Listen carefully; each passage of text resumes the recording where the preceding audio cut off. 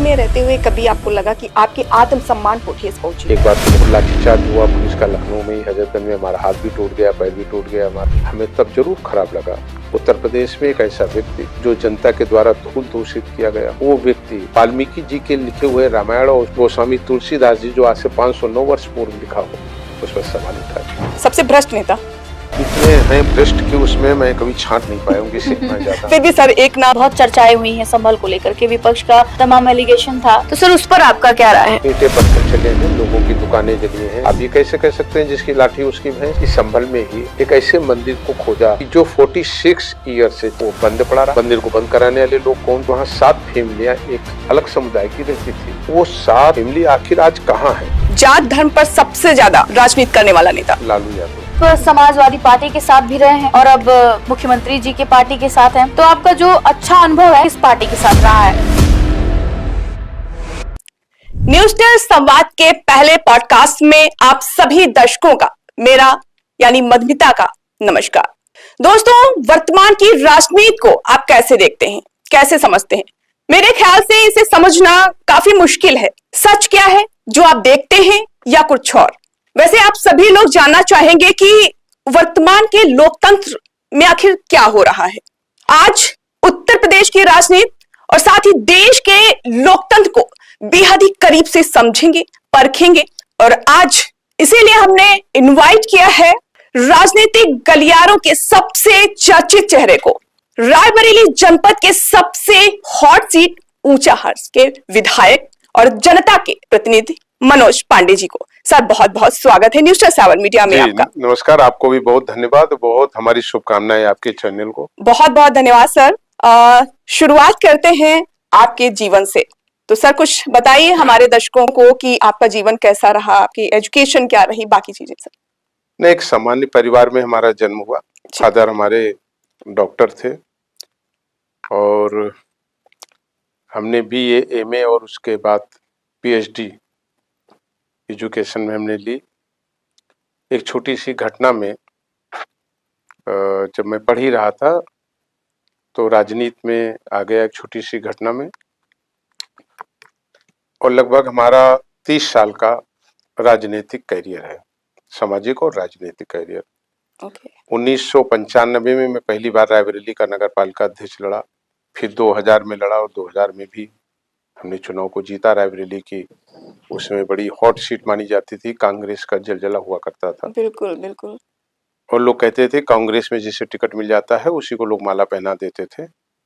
लेकिन रायबरेली की सम्मानित जनता ने हमें मौका दिया काम करने का और हमें खुशी है कि रायबरेली के नगर पालिका अध्यक्ष के रूप में कार्य करते हुए पूरे प्रदेश का स्टेट म्युनिसिपल बोर्ड का भी मैं अध्यक्ष हुआ। पूरे प्रदेश की 534 नगर पालिका के अध्यक्षों और नगर पंचायतों के अध्यक्षों ने हमें अपना अध्यक्ष बनाया और ये कॉन्स्टिट्यूशनल पद है, एक्ट में उसका प्रोविजन है।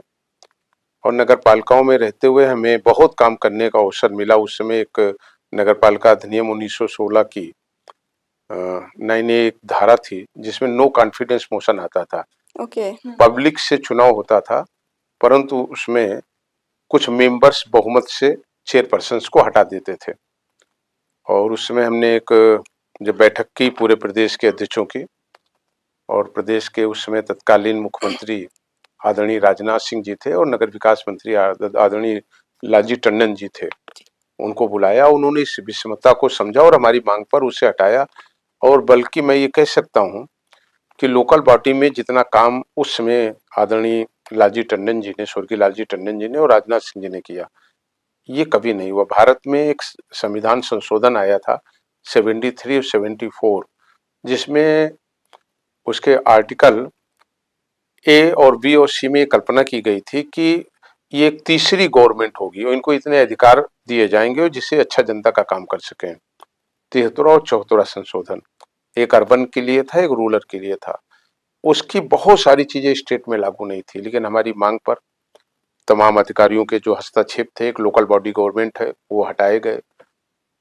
तो उसमें भी हमें काम करने का अवसर मिला। 2004 से 7 माननीय नेताजी के साथ स्टेट मिनिस्टर रहने का हमें सौभाग्य मिला। 7 डिस्ट्रिक्ट सुल्तानपुर से मैं विधानसभा का चुनाव लड़ा। 12, 17 और 22 ऊंचाहार से लड़ा, जहां की ऊंचाहार की सम्मानित हमारी जनता ने तीनों बार हमें, जब से ऊंचाहार बना, हमें विधायक बनाने का वहां से भी काम किया। और 12 से 17 कई महत्वपूर्ण विभागों में, और खासकर किसानों से जुड़ा कृषि मंत्रालय हमारे पास रहा, साइंस एंड टेक्नोलॉजी रही, IT रहा, वैकल्पिक ऊर्जा रहा, धर्मार्थ रहा। ऐसे विभागों में काम करके जनता को अपनी सेवाएं देने का अवसर मिला। सर, आज आप 30 सालों से राजनीति में हैं। एक बहुत बड़ा समय रहा है, काफी चुनौतियां भी आई होंगी। हाँ, निश्चित रूप से संघर्षों की एक लंबी फेहरिस्त है हमारे जीवन की, और उसमें हम बात करेंगे तो लंबा समय लग सकता है।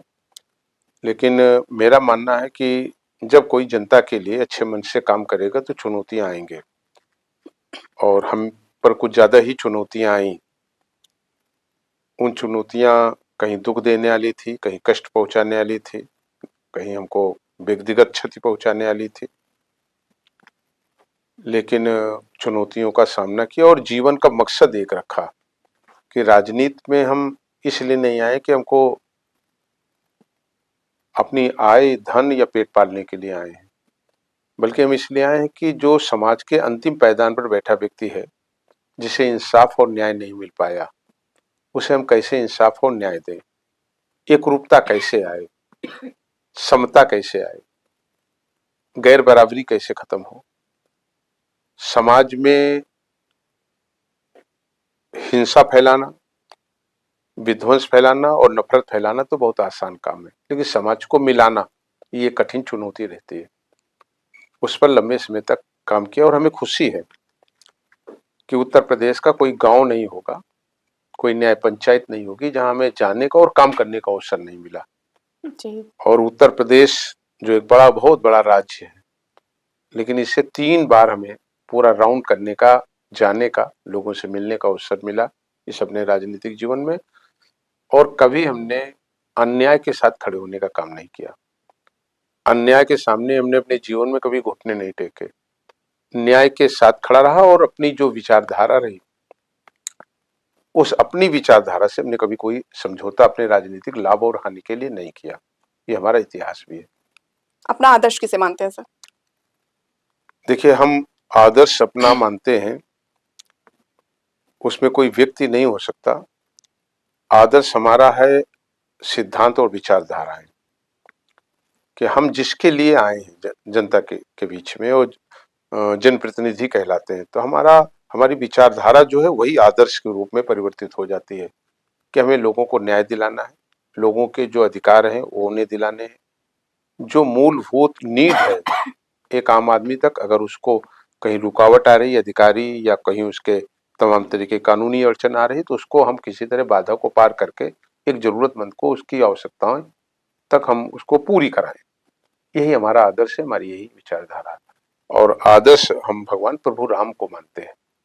प्रभु राम ही हमारे आदर्श है, और भारत में रहने वाले 115 करोड़ लोग, और भारत की जो परंपरा रही है, और मैं आपको रोक करके कह देना चाहता हूँ, ये देश है जो भारत प्रभु राम की मर्यादाओं से ही जाना जाता है विश्व में।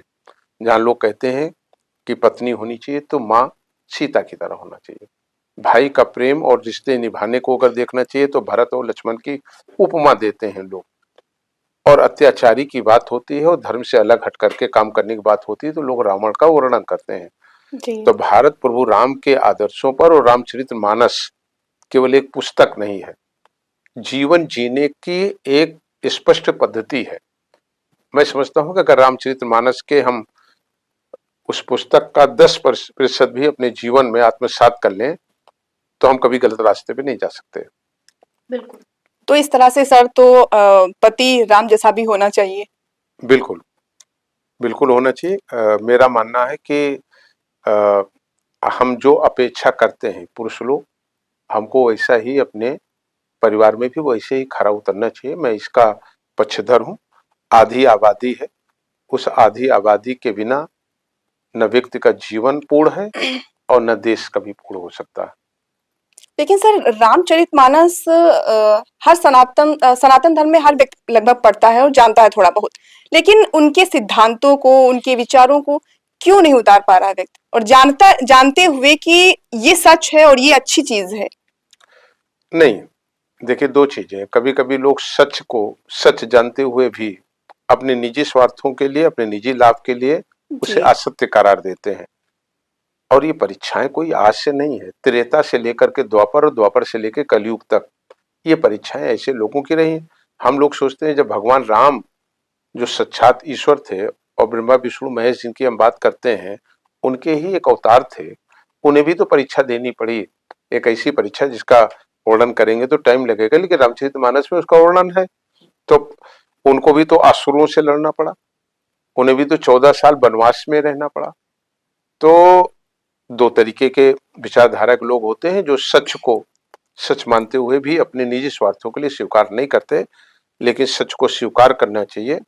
भारत इसलिए नहीं जाना जाता कि दुनिया का बहुत बड़ा क्षेत्र है और बहुत बड़ी जनसंख्या है, इसलिए भी नहीं जाना जाता कि हमारी बहुत मजबूत सेना है, इसलिए भी नहीं जाना जाता कि हम आर्थिक रूप से बहुत मजबूत देश हैं।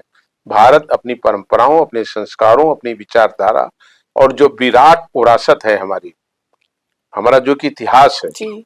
उस इतिहास के कारण भारत जाना जाता है। सर आखिरी बार आपने रामचरितमानस पाठ कब किया था, और रोज सबसे करते अच्छा हैं। कांड कौन सा लगता है? आज सुबह भी मैं करके आया हूँ सुंदरकांड, और मैं प्रतिदिन सुंदरकांड करता हूँ। अच्छा, ये रूटीन है ये आपका? रूटीन करता हूँ, पिछले बहुत बढ़िया 30 सर। सालों से मैं करता हूँ और करता भी हूँ, और ईश्वर से प्रार्थना करता हूँ कि मनुष्य योनि और मनुष्य में जन्म लिया है, मैं ज्यादा से ज्यादा उसको आत्मसात कर सकूं, इसके लिए मैं ईश्वर से प्रार्थना भी करता हूँ। ओके, तो सर जब मॉर्निंग में आप उठते हैं तो खुद को एक टारगेट देते होंगे कि आज मुझे ये वर्क करने हैं और कंप्लीट भी करने हैं, उसमें रामचरितमानस भी आपका इंक्लूड है कि पार्ट करना नहीं, है? वो जो हमारे कार्यों में रहता है, हमें किसका भी हैंडपंप लगाना है, कौन सी रोड हमें बनवानी है, कौन सी ड्रेन है जिसकी खुदाई न होने के कारण किसानों को पानी नहीं पहुंच पा रहा है, कौन सा क्षेत्र भी ऐसा है जहां पर 2 पोल टूटे हुए हैं, वो काश जल्दी लग जाते हैं। अभी किस गांव का कौन सा गरीब व्यक्ति है जो कच्चे मकान में रह रहा है, उसे आवास देना है। अभी वो कौन सा अंतिम गरीब व्यक्ति है जो आज भी वो पेंशन, उसे विधवा पेंशन, वृद्धा पेंशन या इत्यादि जो सरकारी योजनाएं हैं उसे नहीं पहुंच पाई। कौन सा ऐसा व्यक्ति है जिसे थाने और तहसील से भी न्याय नहीं मिल पा रहा। ये हमारे कार्यों की ओरीता होती है। अपने क्षेत्र का डेवलपमेंट हमें अभी कहाँ और कराना है, कहाँ भी विकास की किरणें नहीं पहुंच पाई, ये हमारे कार्यों की ओरीता रहती है। धर्म हमारी आस्था का विषय है, तो धर्म और अपने शरीर पर, अपने उस पर जो हमें समय देना है वो हमारे इन कार्यों में इंक्लूड नहीं रहता। हम उठते हैं सुबह, पूजा करते हैं, योगा करते हैं, एक्सरसाइज करते हैं प्रतिदिन, लेकिन हमारे लिए जो प्राथमिकता है वो प्राथमिकता हम जिसके लिए हमें ईश्वर ने मौका दिया है, जनता, आम लोगों के हम कितना काम आ सके, यही हमारी प्राथमिकता होती है। उन्हीं कार्यों को नोट करते हैं और उसी पर संघर्ष करते हैं दिन भर कि इसमें ज्यादा से ज्यादा हम आउटपुट ला सकें और लोगों के कार्य करा सकें। सर अक्सर देखा जाता है कि जो जनता की समस्याएं होती हैं सुनी नहीं जाती हैं, लेकिन जैसे आप देख रहे हैं कि आप जनता को प्राथमिकता देते हैं, किस तरह की उनकी समस्याओं को समझते हैं, जानते हैं, खुद उनके बीच जाते हैं या फिर कहीं से जानकारी मिलती है फिर आपको जानकारी होती नहीं, हमारा एक नियमित रहता है कि मैं महीने में कैबिनेट मंत्री रहते हुए 2-2 बार, और ये आप हमारे कॉन्स्टिट्यूंसी में किसी से पूछेंगे पक्ष और विपक्ष तो वो आपको बता देगा। प्रदेश की स्थापित राजनीति में मैं रहा हूँ हरदम। मैंने हरदम अपना ये बना रखा कि मैं 15 दिन कम से कम अपनी कॉन्स्टिट्यूंसी में रहता हूँ। कॉन्स्टिट्यूंसी में ये भी नहीं कि कहीं बैठता हूँ। 7, 8, 10, 15 और 20 तक ग्राम पंचायतें और गांव मैं प्रतिदिन जाता हूँ। जब मैं रहता हूँ उन दिनों में चौपाल लगाता हूँ, जनता से सामूहिक रूप से समस्याएं पूछता हूँ, उन्हें नोट करता हूँ और अधिकारियों को से उनको कैसे हो इस पर प्रयास और उनको निर्देश देता हूँ। Okay sir. सर किताबें पढ़ने का शौक है आपको? बिल्कुल है, अभी भी बहुत थोड़ी पढ़ पाते हैं, लेकिन व्यस्तता कारण जितनी पढ़नी चाहिए नहीं पढ़ पाता। कौन सी किताबें पढ़ना पसंद, किस तरह नहीं, की? हमारा अधिकतर हमने जो अपने जीवन में कहा हमने कि रामचरितमानस ही पढ़ते हैं, वेद पढ़ते हैं, पुराण पढ़ते हैं, विवेकानंद को हमने, हमारी लाइकिंग है, उनको मैं पढ़ता हूँ। ओके। विनोबा भावे को मैं पढ़ता हूँ, डॉक्टर श्यामा प्रसाद मुखर्जी को मैं पढ़ता हूँ। तो ऐसे तमाम लोग हैं जो हमारी पसंद में हैं, जिनके कार्य हैं, उनको मैं पढ़ता भी रहता हूँ। माखनलाल चतुर्वेदी की लाइनें वो याद है, फूलों को लेकर जो लिखा था? याद तो नहीं है, लेकिन हमने पढ़ा है और लंबा समय हो गया उनको पढ़े हुए। तो आज के जो युवा है उनको कौन सी किताबें पढ़नी चाहिए? नहीं, जो यूथ है एजुकेशन में है उसे तो पहले अपना टारगेटेड, वो जिस क्लास या जिस ट्रेड में, अगर वो एमबीए कर रहा तो एमबीए संबंधित, बीबीए कर रहा तो बीबीए संबंधित, बीटेक एमटेक कर रहा तो उससे संबंधित नहीं, उसकी सब्जेक्ट के प्राथमिकता अलावा, होनी चाहिए। सब्जेक्ट के अलावा सर। उसके अलावा उसे सबसे पहले अपने माता पिता को पढ़ना चाहिए कि उनके माता पिता ने किन आदर्शों पे चल करके और उनको यहाँ तक लाने का काम किया। हमारे यहाँ भारत की संस्कृति और सभ्यता और हमारे पुराण के 9वें अध्याय में कहा जाता है कि सबसे पहले हमको अपने माता पिता का अनुसरण करना चाहिए, वही हमारे सब कुछ है। फिर हमको अपने इतिहास को देखना चाहिए। भारत का हमने पहले भी आपसे कहा कि एक बहुत गौरवशाली इतिहास रहा, और ये हमने नहीं, दुनिया के बहुत बड़े बड़े विचारकों ने कहा अगर किसी देश को कमजोर करना है तो सबसे पहले उस देश की संस्कृति और सभ्यता को कमजोर कर दीजिए। मुगलों ने जब इस देश पर हमला किया था तो उन्होंने हमारी संस्कृति और सभ्यता पर हमला किया था। और अगर आप देखें तो अंग्रेज भी जब देश में आए तो उन्होंने सबसे पहले हमारी जो संस्कृति थी, सभ्यता पे हमला किया। यूथ को चाहिए कि अपने हमारे जो विराट हमारा इतिहास है उस इतिहास को हम जरूर पढ़ें। संस्कार और शिक्षा, ये दोनों एक जुड़े हुए शब्द हैं। बिना संस्कार के एजुकेशन का भी बहुत महत्व नहीं है। संस्कार रहित एजुकेशन ठीक वैसे है जैसे व्यक्ति की दो आंखों में से एक आंख काम ना कर रही हो। संस्कार के साथ एजुकेशन चलेगी तो निश्चित रूप से उसको आगे अपने जीवन में प्रगति के मार्ग प्रशस्त होंगे। लेकिन संस्कार तो मुझे लगता है पूरी तरह से खत्म हो गए हैं। चरण यहाँ आप छुए जाते हैं सर, और जो युवा है आज के तौर पर नमस्ते भी करना मुनासिब नहीं समझते, मुझे लगता है ऐसा। नहीं, मुझे लगता है कि अभी ऐसा नहीं है जैसा आप कह रही हैं। ये जो अभाव है, ये अभाव अगर हम लोगों ने अच्छे से दिए बच्चों के अंदर, और हम स्वयं भी ऐसा आचरण कर रहे हैं, इसलिए कि गुरु की जो परंपरा रही गुरुकुल से लेकर के, और आज हम उसको टीचर कह सकते हैं, प्रोफेसर कह सकते हैं, तो गुरु परंपरा की वो परिपाटी से वो आ रहे हैं। अगर गुरु अपने बच्चे के ऊपर जो सीधे उसको एक अच्छी लाइफ में भेजता है, संस्कार देता है, अगर वो अच्छे से पढ़ा रहा है और माता पिता के संस्कार अच्छे हैं तो आज भी बच्चे संस्कारित हैं।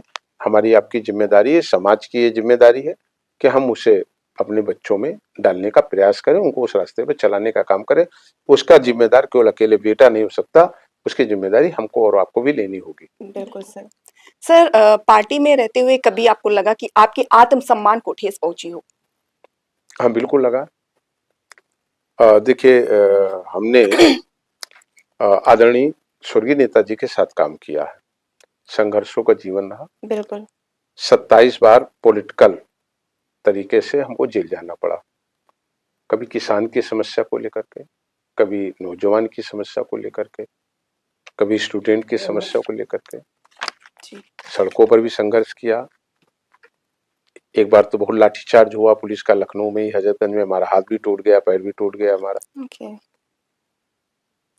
लेकिन हमारी लड़ाई आम जनता के लिए थी। मेरे ऊपर कभी ये आरोप नहीं है कि हमने किसी को फूल की डंडी से भी किसी को मारा हो और उसको एक बूंद खून निकल आया हो।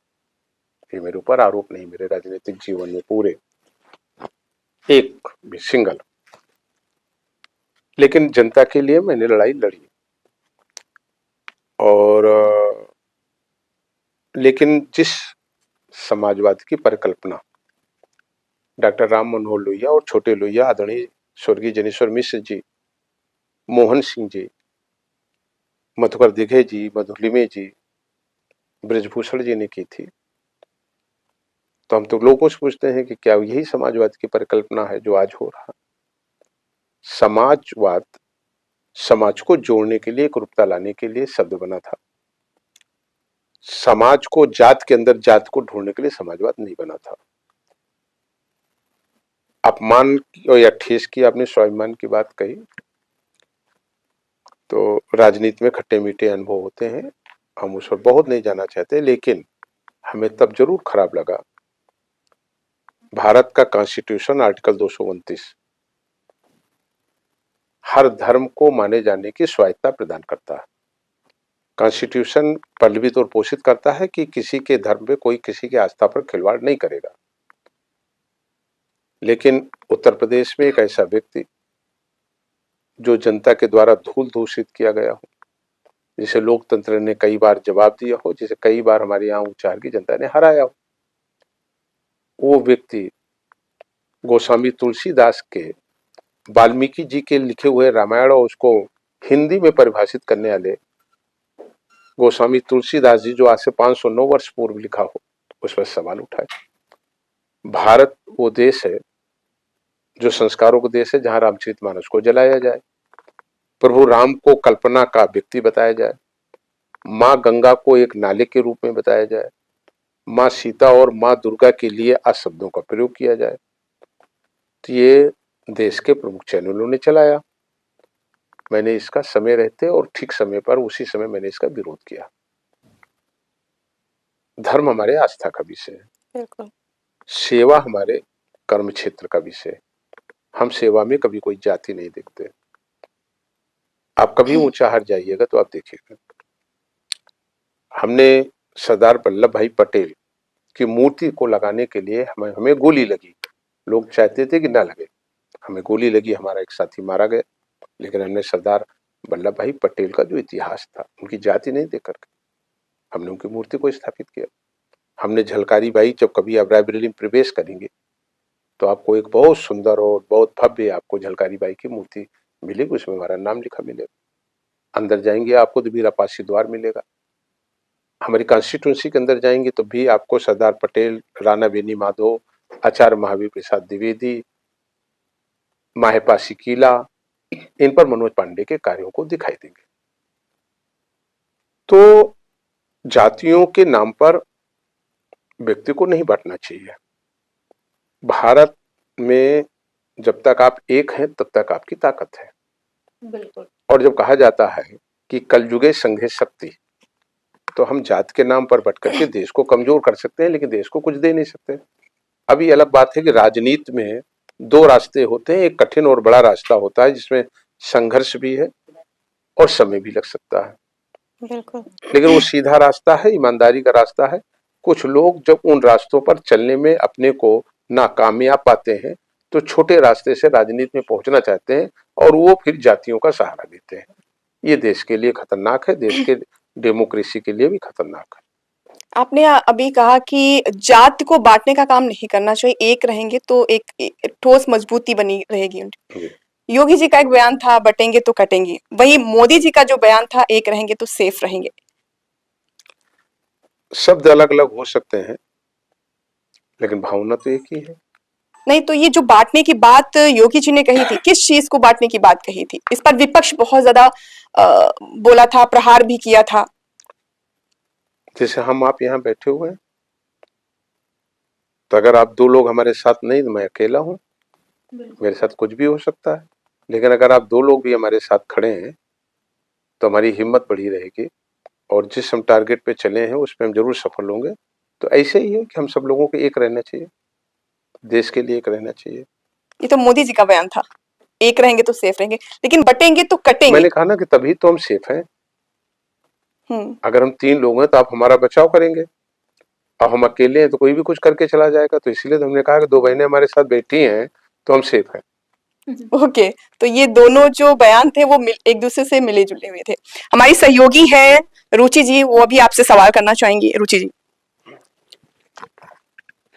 सर, आपने अभी कहा कि लोग राजनीति में जाने के लिए कभी कभी छोटे रास्ते चुनते हैं।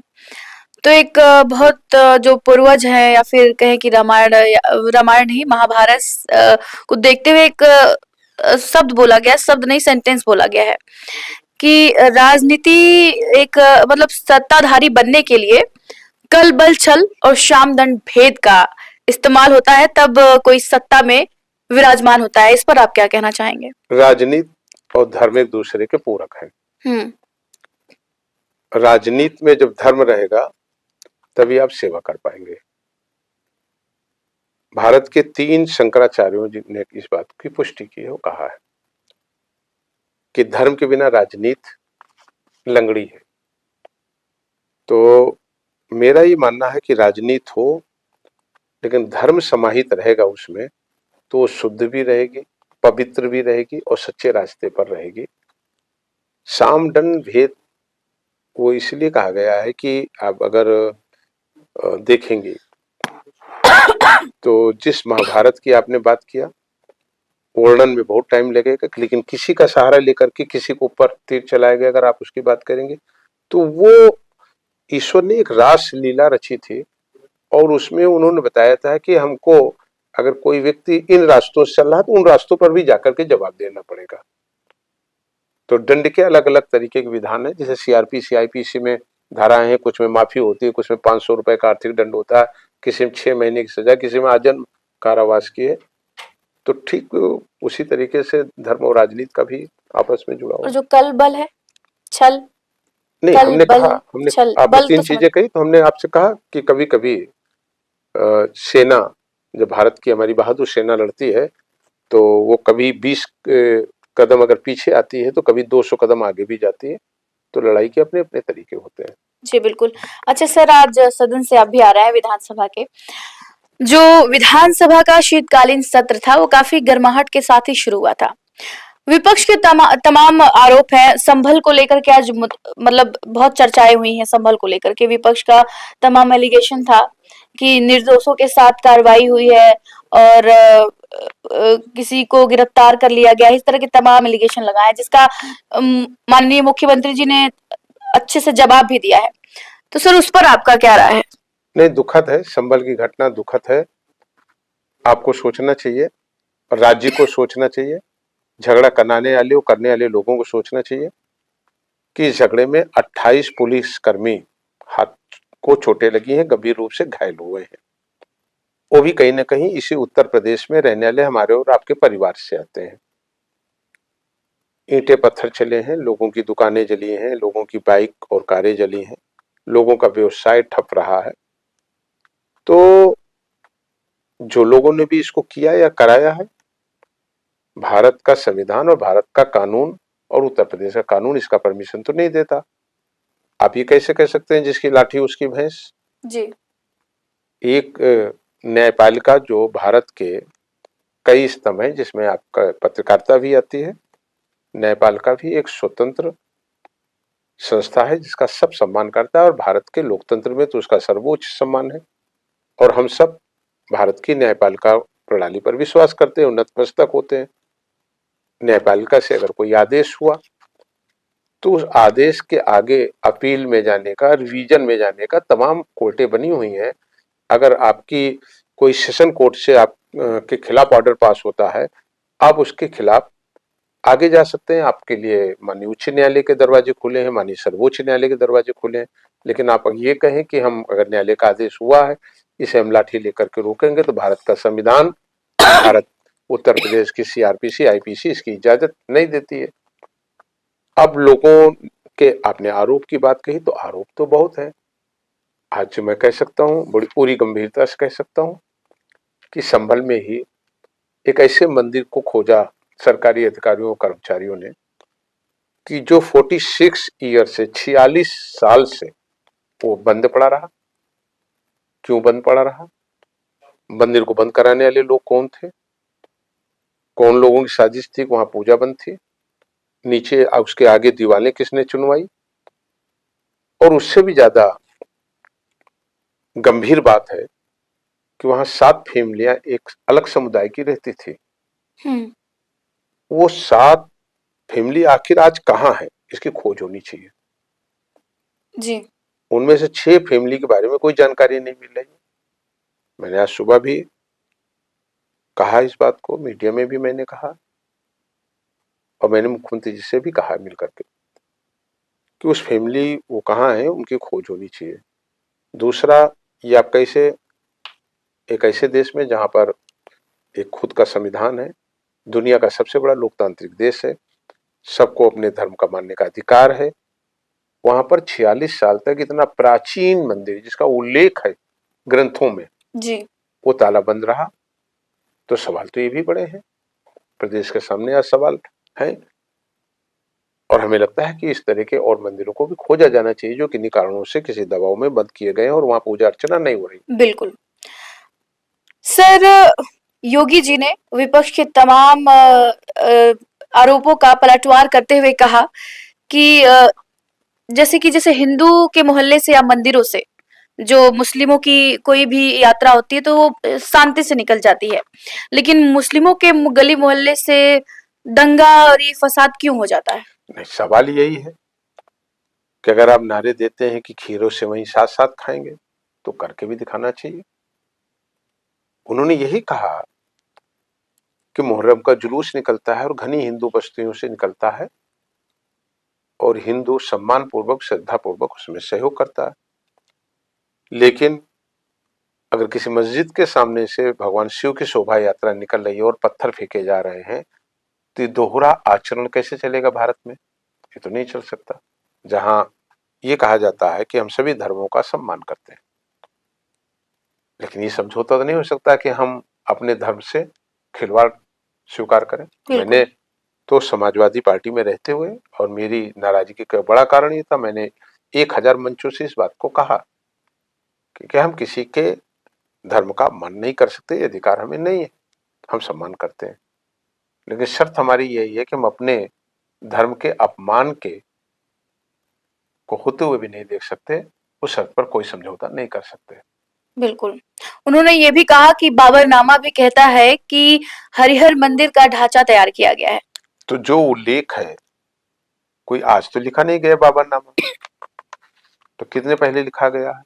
तो अगर उसमें ये उल्लेख है तो चर्चा होनी चाहिए। बिल्कुल चर्चा तो होगी इस बात की। बिल्कुल। अच्छा, मुख्यमंत्री जी बड़े दावे करते हैं कि दंगा युक्त प्रदेश बनाना है, तो फिर ये दंगाएं जो नहीं, दंगे दावे हो नहीं जा रहे हैं। करते, दावे नहीं करते, दावे नहीं करते। एनसीआरबी की जो रिपोर्ट है वो ना हमारी है, ना आपकी है, ना वो सपा की है, ना बसपा की है, ना भाजपा, ना कांग्रेस की है। जी एनसीआरबी की जो रिपोर्ट है वो आंकड़ों और जो प्रदेश में स्थितियां उसी पर वो बात करती है। तो एनसीआरबी की रिपोर्ट कहती है कि दंगों में 97 से लेकर 99% तक की कमी आई। जी दंगे नहीं हुए। नहीं, राज्य कैसे चला? मुजफ्फरनगर में क्या हुआ, मेरठ में क्या हुआ, हापुड़ में क्या हुआ, अमरोहा में क्या हुआ? क्या देश भूल जाएगा कितने लोगों की जानें गई? तो आज हम कह सकते हैं कि भारत के यशस्वी प्रधानमंत्री आदरणीय नरेंद्र मोदी जी जहां इस देश को दुनिया के तीसरे सबसे बड़े आर्थिक मजबूत देश की श्रेणी में ले जाना चाहते हैं और ले जा रहे हैं, उन पर वो चल पड़े हैं और एक मजबूत सफलता भी उन्होंने प्राप्त किया है। बिल्कुल। भारत के गृह मंत्री आदरणीय अमित शाह जी, क्या ये देश भूल सकता है कि हम किस तरीके से बाहर और अंदर जूझ रहे थे? एक तरफ जहां हमारी सीमाएं खतरे में थी, वहीं हमारे आंतरिक सुरक्षा का मामला उठा था। सोनभद्र जल रहा था, झारखंड जल रहा था, पश्चिम बंगाल जल रहा था, जम्मू कश्मीर में क्या हो रहा था, श्रीनगर में क्या हो रहा था। आज जिस तरीके की नक्सलवादी घटनाएं रही हैं, मैं कह सकता हूं कि इस देश में गृह मंत्री के रूप में जो काम आदरणीय अमित शाह जी ने किया है, ये कल्पना क्यों नहीं की जा सकती? देश की आजादी के 65-70 साल तक, और जिसमें 45-50 साल तक एक पार्टी की सरकार केंद्र और राज्यों में रही है, उसने क्या किया नक्सलवाद पर? फिर हम अगर सवाल करें कि लिट्टे को किसने पैदा किया, हम सवाल करें कि खालिस्तान को किसने पैदा किया, तो आज उस पर भारत की सरकार ने काम किया। वहीं उत्तर प्रदेश में आदरणीय योगी आदित्यनाथ जी कार्य कर रहे हैं और मानव जीवन में वही व्यक्ति जिंदा है, उसी को जिंदा माना जाएगा जो सच को सच बोलने की हिम्मत कर सके। तो बिल्कुल ये काम किया है उत्तर प्रदेश के मुख्यमंत्री जी ने। जी बिल्कुल। सर, आपसे हम आखिरी सवाल ये पूछना चाहते हैं। आखिरी ना एकदम ना, हम आखिरी सवाल पूछना चाहते हैं आपसे कि आप समाजवादी पार्टी के साथ भी रहे हैं और अब मुख्यमंत्री जी के पार्टी के साथ हैं, तो आपका जो अच्छा अनुभव है किस पार्टी के साथ रहा है? लगा है कि हाँ, ये सरकार अब काम कर रही है, जैसे काम होना चाहिए प्रदेश में वो सरकार कर रही है, समाजवादी पार्टी या फिर देखिए, बीजेपी? हमने कहा कि राजनीति में आने का पीछे अर्थ ये नहीं है कि हमें कुछ अपने लिए व्यक्तिगत चाहिए।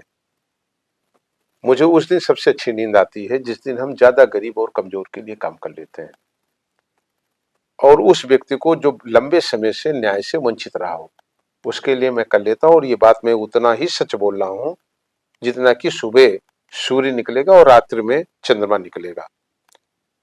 तो मुझे लगता है कि हमने जिसके लिए हमको ईश्वर ने, परमपिता परमेश्वर ने भेजा है, मैं उस पर कुछ कदम आज आगे चल पाया और कुछ काम कर पाया। तो मेरा मानना है कि सबका साथ और सबका विकास ये केवल नारा नहीं है, मैं किसी के ऊपर आरोप प्रत्यारोप पर नहीं जाता हूँ, मेरे नेचर में नहीं है।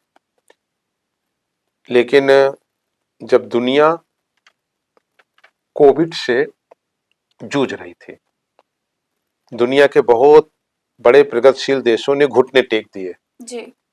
तो भारत में एक ऐसा प्रधानमंत्री हुआ जिनको हम सब बड़े सम्मान से आदरणीय नरेंद्र मोदी जी कहते हैं। उन्होंने भारत के 90 करोड़ लोगों को फ्री राशन देने का काम किया। उसमें जाति नहीं बांटी गई, जी। धर्म नहीं बांटा गया, उन्हें भी राशन मिल रहा है जो उन्हें वोट नहीं करते, उनकी विचारधारा से सहमत नहीं है। किसान सम्मान निधि मिल रहा है तो उन्हें भी मिल रहा है जो भारतीय जनता पार्टी को वोट नहीं करते, और उन्हें भी शौचालय और आवास दिए जा रहे हैं जो वोट देते भी हैं, जो नहीं देते उनको भी। तो उनकी नजर बड़े उद्देश्य पे रही, हमें देश के लिए काम करना है, वोटर के लिए नहीं काम करना। लेकिन जिन लोगों ने वोटर के लिए केवल काम किया वो कभी न्याय नहीं दे सकते। जो देश के लिए काम करेगा वही देश को आगे बढ़ा सकता है। बिल्कुल सर, बहुत बहुत धन्यवाद सर। सर, आपके राजनीतिक गलियारों में फिर से चलते हैं। 2012 में तो ठीक था, लेकिन 17 और 22 में आपका चुनाव जीतना बेहद ही दिलचस्प था, क्योंकि उसे कांग्रेस का गढ़ भी कहा जाता है और 17 में बीजेपी की लहर थी। उस दौरान आपने ऊंचाहार सीट निकाली और फिर 22 में भी। कैसे सर? देखिए, हम तो दो भगवान मानते हैं, एक परमपिता परमेश्वर को मानते हैं और दूसरा भगवान हमारी क्षेत्र की जनता है। और मैंने कहा कि मैं एक बहुत सामान्य व्यक्ति हूँ, मैं हाथ जोड़ करके वोट मांगता हूँ। मेरे ऊपर कभी यह आरोप नहीं है कि हमने किसी अन्य तरीके से हमने वोट मांगा हो। और जब मैं 12 का चुनाव लड़ा था, मैं समझता हूँ कि तीनों चुनाव से ज्यादा चुनौतीपूर्ण रहा। बिल्कुल, बसपा के प्रदेश अध्यक्ष, 9 विभागों के पोर्टफोलियो थे और उस सरकार में मैं चुनाव लड़ा था, उनके खिलाफ लड़ा था। हमारे बहुत समर्थकों को तमाम झूठे मुकदमे लिखा दिए गए थे, 300 के लगभग मुकदमे लिखा दिए गए थे, जो हमारी मीटिंग कराते थे, हमारा प्रचार करते थे। और उस चुनाव में भी ऊंचाहार की इस ईश्वर रूपी जनता ने, गरीब जनता ने हमारी मदद किया, हमें जिताया। अब हमारा ये दुर्भाग्य, सौभाग्य है, या मैं समझता हूँ सौभाग्य कि हमको एक नई चुनौती मिलती है और जनता और ईश्वर हमें निकालता है उससे। 17 उससे बड़ी चुनौती थी और 22 भी उससे बहुत बड़ी चुनौती रही हमारे सामने। लेकिन इतिहास ही रहा कि चुनौती जितनी बड़ी रही है, उस हर एक चुनाव में हमारा वोट परसेंटेज बढ़ा है जी। मैं 28% वोट पाया, फिर मैं 31% वोट पाया, उसके पहले 27% पाया, और इस बार हम लगभग 48% वोट पा करके हम चुनाव जीते हैं। तो इसका मतलब चुनौतियां अलग हैं और जनता का स्नेह और आशीर्वाद उतना ही बढ़ करके मिला। वो इस चीज को स्थापित करता है कि मनोज पांडे अपनी गरीब जनता के साथ न्याय के लिए खड़े हैं। लोकतंत्र में यही उसका पैमाना है जी। भविष्य में मनोज जी अपने को राजनीति में कहाँ देखते हैं? हम राजनीति में देखते हैं कि हमको ईश्वर इस लायक रखे कि हम गरीब, कमजोर, संकट झेल रहे, अभावहीन लोगों के हम काम आ सके। न्याय के साथ ईश्वर परमपिता परमेश्वर हमको ताकत दे कि मैं न्याय के साथ खड़ा रहूं। अब रैपिड फायर हमारे कुछ क्वेश्चंस होंगे जिनके आपके शॉर्ट में जवाब होंगे। तो सबसे लोकप्रिय नेता सर? भारत के प्रधानमंत्री नरेंद्र मोदी जी। मोदी जी, ओके। सबसे भ्रष्ट नेता? इतने हैं भ्रष्ट कि उसमें मैं कभी छांट नहीं पाया उनकी सीमा ज्यादा। फिर भी सर एक नाम या दो नाम ले सकते हैं? एक नहीं, इक्वलेट बहुत है। सबसे ईमानदार नेता? नरेंद्र मोदी जी। आप खुद को क्यों नहीं मानते? आप भी तो हैं। आप भी तो हैं सर। दूसरे नंबर पे किसको बोलेंगे सर? लोग कहते हैं हाथी के पांव में सबका पांव होता है, हमारे नेता बहुत ईमानदार हैं। राजनीति का चाणक्य? अमित शाह। पप्पू यादव ने भी एक इंटरव्यू में कहा था कि अगर आज अमित शाह बीजेपी में है तभी डेवलपमेंट है। आप मानते हैं सर? मैं मानता हूं कि ये पार्टी एक सामूहिक निर्णय और सामूहिक काम करने वाली पार्टी है और आदरणीय अमित शाह जी भी उसके पार्ट हैं, लेकिन उनके जो कार्य हैं उनको हम विपक्ष में भी रह करके देखते रहे, इसलिए मैं कह रहा हूँ। जात धर्म पर सबसे ज्यादा राजनीति करने वाला नेता? लालू यादव। क्यों सर? ऐसा कोई बयान बताइए सर उनका। नहीं, हमने आपने रैपिड फायर आप कर रही हैं, एक ही बार नहीं, एक ही सवाल, इसका भी एक ही जवाब देना है सर। एक बयान सर। नहीं, उनके बहुत बयान है, उनके कार्य ही अपने आप में, जो उनकी योजनाएं रही बिहार सरकार में, वही अपने आप में उसका स्पष्ट प्रमाण है। Okay sir. सीएम योगी का ऐसा कौन सा बयान है जो उन्हें नहीं देना चाहिए था? हमें लगता है ऐसा कोई बयान नहीं। राजनीति के तौर पर पीएम मोदी के दो पॉजिटिव और निगेटिव पॉइंट। मेरी जानकारी में निगेटिव कुछ नहीं, पॉजिटिव उनका जो विजन है, नेशनल लेवल पे जो उनका विजन है, ईश्वर उनको और ताकत दे, दीर्घायु करे। उनका जो विजन है वो निश्चित रूप से भारत के 140 करोड़ लोगों को एक साथ लेकर के चलने का है। उन्हीं की विजन पर आज देश लगातार आगे बढ़ रहा है। आपके दिल के सबसे करीब कौन है? हमारी पत्नी। वाह सर। तो जब मैम और आपके बीच कभी नाराजगी तो होती होगी ना सर, कैसे मनाते हैं? नहीं, बहुत झगड़े होते हैं। बहुत झगड़े होते हैं, कैसे मनाते हैं सर? माफी मांगते हैं, जो गलतियां हुई होती हैं। अच्छा, ऑप्शन दो सर। शॉपिंग कराते हैं या फिर कभी अपने हाथ से चाय बना के पिलाया मैडम को? नहीं, ये तो सौभाग्य हमें नहीं मिला। ओके। लेकिन जो एक परिवार में होता है, इसलिए कि इसमें कोई छोटा और बड़ा नहीं होता जी ये जीवन के दो पहिए हैं जी।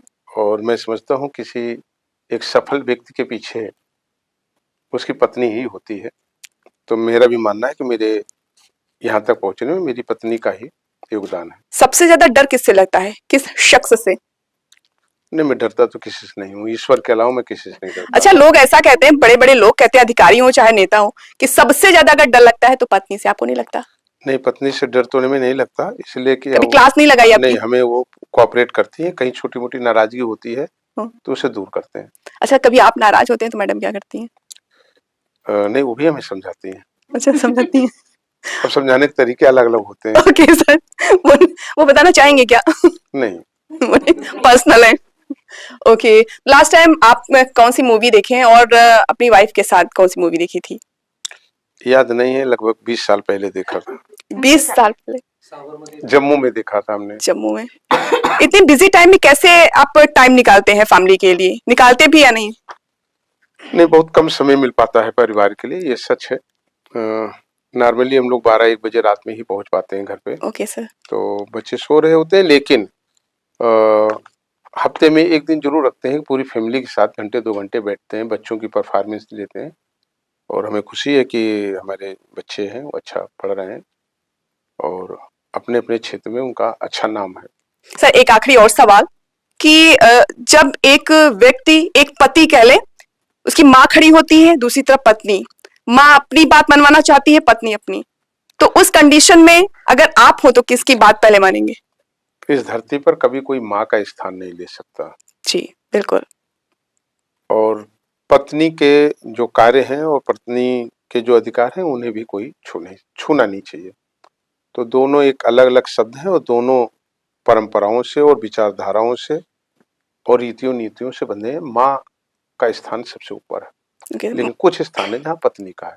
तो हमने कहा कि रिश्ते सब अलग अलग तरीके से निभाने होते हैं। इसी को कहते हैं मैनेजमेंट।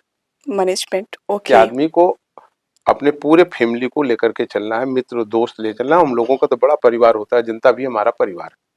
कोई सर गाना गुनगुनाते हैं अगर है चाहे तो आप कोई नहीं, हनुमान चालीसा सुना सकते हैं। ओके, तो सर अभी हमारी न्यूज़ 7 मीडिया की टीम है, कुछ सवाल आपसे करना चाहती है सर। हमारे साथ हमारी सहयोगी हैं जो हमारे वीडियो को खूबसूरत बनाती हैं, एडिटर हैं हमारे। तो आप क्या सवाल पूछना चाहती हैं सर से?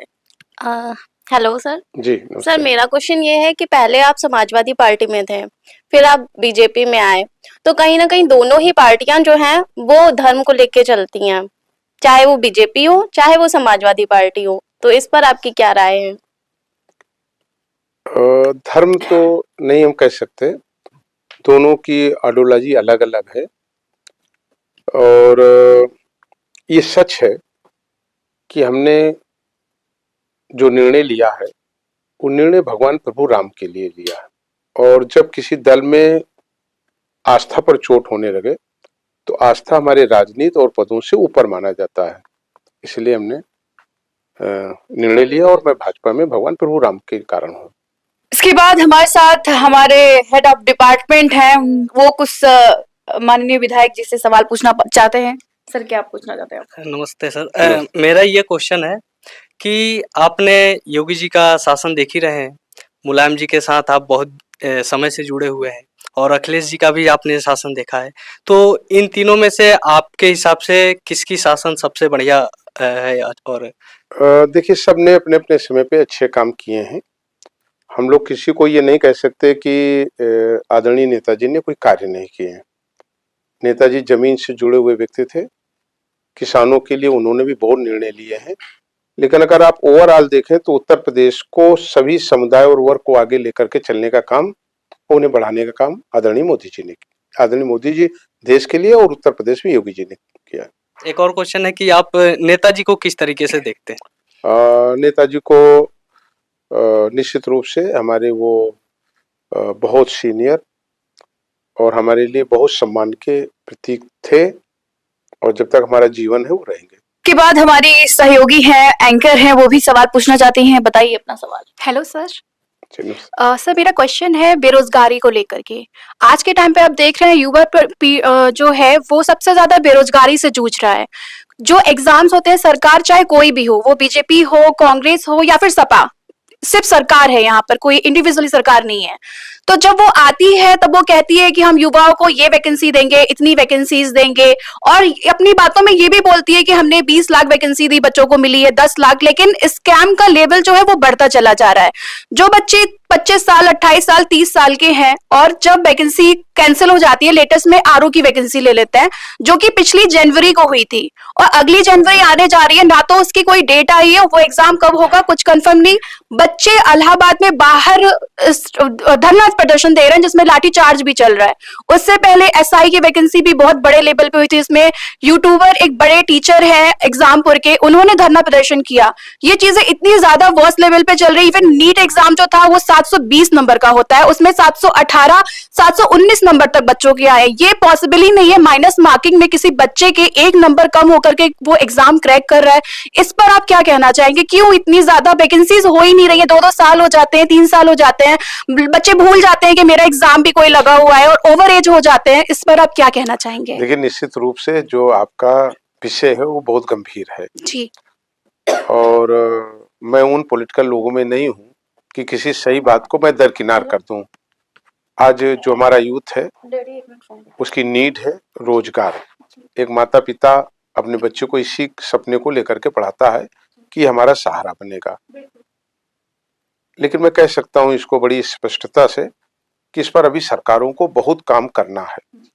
भारत कृषि प्रधान देश है, और मैंने इसको कृषि मंत्री रहते हुए भी कहा कि भारत के रोजगार का सबसे बड़ा साधन एग्रीकल्चर रहा है। हम जब तक और आगे अभी काम नहीं कर पाएंगे, उस पर हमारी सरकार काम कर रही है, आदरणीय योगी जी कर रहे हैं, कि एक बड़ा जो रोजगार का साधन हमारा एग्रीकल्चर है, जब तक उसको हम घरेलू कृषि से पूर्णतः व्यावसायिक कृषि पर नहीं ला पाएंगे, तो तब तक हमें कहीं ना कहीं बेरोजगारी हमारे सामने समस्या है। फिर आपने कहा कि एग्जाम्स में कहीं ना कहीं अनियमितताएं हुई, कुछ कैंसिल्स हुए। निश्चित रूप से एक रैकेट जो लंबे समय से काम करते रहे, जो आदी रहे, और हम कह सकते हैं उसमें कहीं ना कहीं सरकारों की मिली भगत रही होगी। लेकिन आप ये कह सकते हैं कि ऐसे जितने केसेस आए, उत्तर प्रदेश के माननीय मुख्यमंत्री जी ने उसमें बहुत कड़े निर्णय लिए, एक्शन भी लिया, उनको जेल भेजा, पूरी एसटी अब इसमें लगी रही, एसआईटी का गठन उन्होंने किया, और सरकार की मंशा इसमें एकदम स्पष्ट और साफ है, खासकर योगी जी की, कि बच्चों की जो परीक्षाएं हों स्पष्ट हो, निष्पक्ष हो। आगे आपको इसमें बेहतर नतीजे मिलेंगे, मैं यही कह सकता हूँ। हमारे साथ हमारे एडिटर हैं, वो भी सवाल पूछना चाहते हैं। हेलो सर, नमस्ते सर। नमस्ते सर, ये जो एग्जाम का जो रिजल्ट होता है उसमें जो डिले होता है, अभी रिसेंटली एक एग्जाम हुआ था ग्राम विकास अधिकारी का, तो वो लगभग 6 साल पहले उसका एग्जाम हुआ था, अभी रिसेंटली रिजल्ट आया है। तो जो ये डिले होता है, इसके पीछे आप किसको जिम्मेदार ठहराते हैं? मतलब ये लोग जो स्टूडेंट होते हैं वो इतनी मेहनत से पढ़ाई करते हैं, और इतना डिले मतलब कि 6 साल कम नहीं होता है सर? नहीं, आपने देखा होगा कि इस पर अभी कैबिनेट में भी माननीय मुख्यमंत्री जी ने कुछ परिवर्तन किया, और हर परीक्षा में उन्होंने कहा कि टाइम बाउंड इसके रिजल्ट्स आने चाहिए।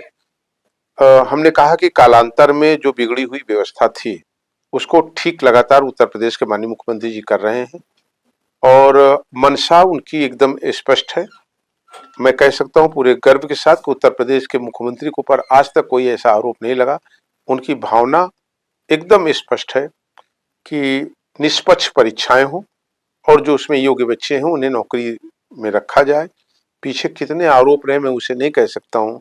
कांस्टेबल भर्ती की हुई है, सचिवालय भर्ती हुई है, सहकारिता भर्ती हुई है, लेकिन जिन लोगों ने भी कहीं गड़बड़ करने का प्रयास किया उनके ऊपर कार्रवाई हो रही है। मेरा भी ये मानना है कि रिजल्ट्स जल्दी आए, और हम लोग भी इसके लिए जहां कह सकते हैं उसको कहेंगे, और सरकार इस पर काम कर रही है। हमारा अगला सवाल हमारी सहयोगी पूछना चाहती हैं। हेलो सर, सबसे पहले मेरा क्वेश्चन ये है कि महिला सुरक्षा को लेकर सीएम योगी आदित्यनाथ बड़े बड़े दावे करते हैं। हाल ही का कल का कांड ले लीजिए, कल या परसों का कांड ले लीजिए, कानपुर में जो एसपी हैं वो एक रक्षक है, लेकिन अगर वही भक्षक बन जाएंगे, आईटी की छात्रा ने जिस तरीके से रेप कांड का लगाया है, तो ये किस तरीके से आप इसको देखें? क्योंकि ये रेप कांड, अयोध्या कांड ले लीजिए, बहुत सारे रेप कांड यूपी में है, उस पर कुछ भी महिलाएं मुझे नहीं लगता कि सेफ है, तो उस पर आप क्या कहेंगे? आपने अयोध्या का जिक्र किया जी तो आपने देखा होगा कि हमें लगता है कि आजादी के बाद ये पहली सरकार थी जिसने 24 घंटे के अंदर एक्यूज को जेल भेजा, और उसमें डीएनए की जांच भी कराई गई, जो भी उसमें फोरेंसिक जांचें होनी थी वो जांच भी कराई गई। उत्तर प्रदेश के मुख्यमंत्री जी ने लगातार पूरे अयोध्या की घटना का जिक्र, घटना पर उन्होंने मॉनिटरिंग किया और उस पर कार्रवाई किया, लेकिन लॉ एंड ऑर्डर पर सवाल नहीं उठ सकता। आज हम कह सकते हैं उत्तर प्रदेश में अपराधी अपराध करने के लिए 100 बार सोचता है कि योगी जी की सरकार में हम अपराध कैसे करें। एनसीआरबी के आंकड़े बता रहे हैं अपराध में आशातीत कमी आई है। तो मैं समझता हूं कि महिलाओं की सुरक्षा प्राथमिकता है, और सरकार पूरी प्राथमिकता से, पूरी संवेदनशीलता से इस पर काम कर रही है। आपको रिजल्ट्स भी दिखाई दे रहे हैं, कहीं ऐसी घटनाएं होंगी तो उसका जवाब भी होगा। उसके बाद हमारे सहयोगी हैं वो भी सवाल करेंगे सर। नमस्कार सर। नमस्ते सर, मैं पूछना चाहूंगा, आपने अपने राजनीतिक जीवन में बहुत सारे निर्णय लिए होंगे, महत्वपूर्ण निर्णय, किसी एक ऐसे निर्णय का उल्लेख करें जो बहुत महत्वपूर्ण था आपके जीवन में। देखिए, हमने किसानों के लिए कई महत्वपूर्ण निर्णय लिए हैं। जैसे एग्रीकल्चर्स में हमारे 3 तरीके किसान हैं। एक हमारे बड़े किसान होते हैं, एक लघु सीमांत किसान होते हैं।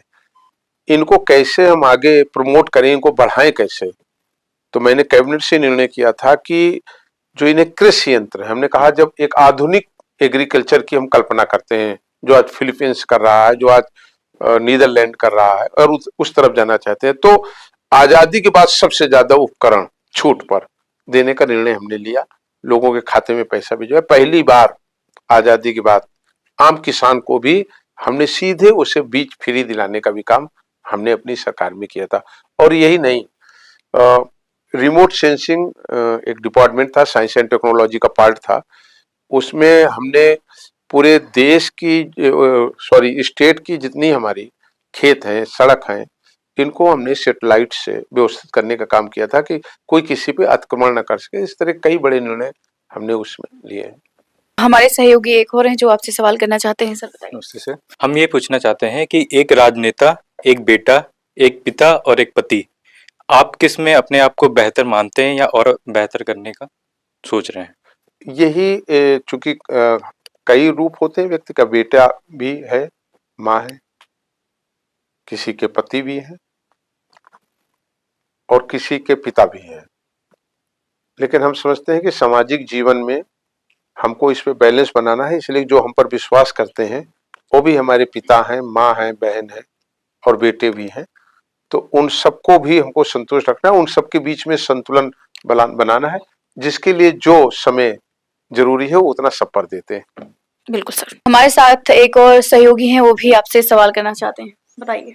सर, मेरा नाम अभिनव है। मेरा सवाल सर आपके जिले से था, रायबरेली से। आप कुछ क्या ऐसी कोई बात हमें उस जिले के बारे में, ऐसी कोई खास चीज उसके बारे में बता सकते हो जो शायद अभी तक हमें नहीं मालूम है लेकिन सबको पता होना चाहिए? हाँ, बहुत अच्छी बात आपने कही। रायबरेली कई चीजों के लिए जाना जाता है। देश का सबसे पॉलिटिकल जिला रहा, जिसमें कई प्रधानमंत्री रायबरेली जनपद ने दिए। रायबरेली सदैव राजनीति में शीर्ष स्थानों पर रहा, और हम लोग हिस्ट्री में जिसकी बात करते हैं, जलियांवाले बाग की घटना, जिसको बहुत बड़ा नरसंहार ब्रिटिश हुकूमत के समय मानते हैं, लेकिन ठीक उसी तरह या उसके इक्विवेलेंट रायबरेली में किसान आंदोलन हुआ था, और किसान आंदोलन मुंशीगंज में हुआ था रायबरेली के। उसमें भी लोग ये कहते हैं और इतिहास के पन्नों में लिखा है कि उसमें जब अंग्रेजों ने गोलियां चलवाई थी तो सई नदी का पूरा पानी वो लाल हो गया था, और बहुत बड़ी संख्या में उसमें किसान हताहत हुए थे। इसके लिए भी रायबरेली जाना जाता है। रायबरेली हिंदी को खड़ी भाषा से परिवर्तित करके लाने वाले आचार्य महावीर प्रसाद द्विवेदी के नाम से जाना जाता है। सूफी संत मलिक मोहम्मद जायसी के नाम से भी जाना जाता है, और अंग्रेजों के खिलाफ लड़ने वाले राणा बेनी माधव और माहे पासी के नाम से भी रायबरेली का इतिहास जाना जाता है। तो रायबरेली कई तरीके से इतिहासों के पन्नों में रहा है हरदम, लेकिन छुपा रहा और है मैं कह सकता हूँ कि जिस गीत हम लोग बात करते हैं श्रीमद् भागवत की, तो उसके पहले अध्याय में आप पढ़ेंगे, पहले पृष्ठ में, तो उसमें आपको गोकर्ण ऋषि जी का नाम आएगा पहले ही पन्ने में। तो गोकर्ण ऋषि जी की तपस्वी स्थली हमारी विधानसभा रही है, ऊंचाहार गोकर्णा घाट है, गोकर्ण ऋषि जी के नाम से। आपसे आखिरी सवाल करेंगे हमारी सहयोगी। Hello sir, welcome. सर, मेरा सवाल ये है कि जैसे कि सरकार one nation one election bill ला रही है, तो क्या उसका ईवीएम से भरोसा उठ गया है क्या? नहीं, वन नेशन वन इलेक्शन का ईवीएम से दोनों का कोई कंपैरिजन नहीं किया जा सकता, नहीं जोड़ करके तो सर इसको लाने का क्या मोटिव है? शायद आपको जानकारी नहीं है, इस भारत में वन नेशन वन इलेक्शन ये कांग्रेस की ही सरकार में हुआ था और कांग्रेस ने ही इसे किया था, फिर कांग्रेस ने इसे हटाया। देखिए, आज हम देख सकते हैं कि हमारे यहाँ बहुत चुनाव का देश है। हमारे यहाँ पंचायत का चुनाव होता है, पंचायत चुनाव में प्रधान का होता है, क्षेत्र पंचायत सदस्य होते हैं। हम लोगों के यहाँ सरपंच का चुनाव होता है, हम लोगों के यहाँ जिला पंचायत सदस्य का चुनाव होता है, अध्यक्ष का चुनाव होता है, टाउन एरिया अध्यक्ष का होता है, नगर पालिका अध्यक्ष का चुनाव होता है, महापौर का चुनाव होता है, विधानसभा और लोकसभा का चुनाव होता है। इतने चुनाव में अगर हम देखें तो 5 साल कोई न कोई चुनाव रहता है, और सारा हमारा सरकारी जो अमला है वो इन्हीं चुनाव में रहता है। उस पे कितनी बड़ी धनराशि, उसको आप सोच नहीं सकते, कल्पना नहीं कर सकते, कितनी बड़ी धनराशि इन चुनाव में खर्च होती है। तो वन नेशन वन इलेक्शन मैं समझता हूं कि देश के आर्थिक ढांचे को मजबूत करने वाला भी होगा, और एक साथ एक निर्णय हो जाएगा तो सरकारें 5 साल तक इन चुनावों से बचेंगी। अधिकारियों को जो काम करना चाहिए वह काम वो करेंगे 5 साल तक। Thank you sir.